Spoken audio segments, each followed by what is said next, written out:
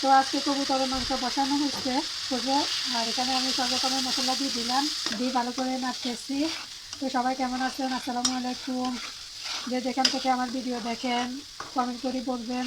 সবাই ভালো থাকবেন, সুস্থ থাকবেন, 2025 সাল ভালোভাবে দিবেন।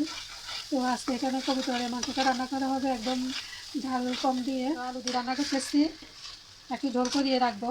তো এখন দিয়ে দিলাম, দিয়ে ভালো করে এখন আমি কষিয়ে নেবো এগুলোকে। তো এখনও আমি ঝোলটা দিই না, এখন ভালো করে কষে নিতেছি। তো আমি এখানে আজকে একটু ঝোল রাখবো, যেহেতু তান্ত্রিকে ঝোলটা পছন্দ করে। আমার ভিডিওগুলো দেখবেন, লাইক করবেন, শেয়ার করবেন। যেহেতু আমার ইউটিউবার চ্যানেল একটা আছে, তো ইউটিউবে সাবস্ক্রাইব করে নেবেন, তাসমিনা আক্তার।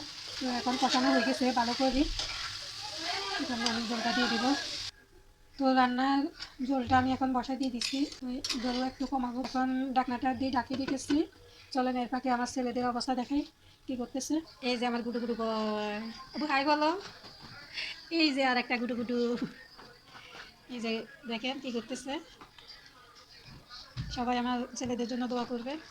তো এই কবুতরের মাংস রান্না করা শেষ, ছেলেটাকে দিব, ছেলে খাবে মজা করে। আল্লাহ হাফেজ।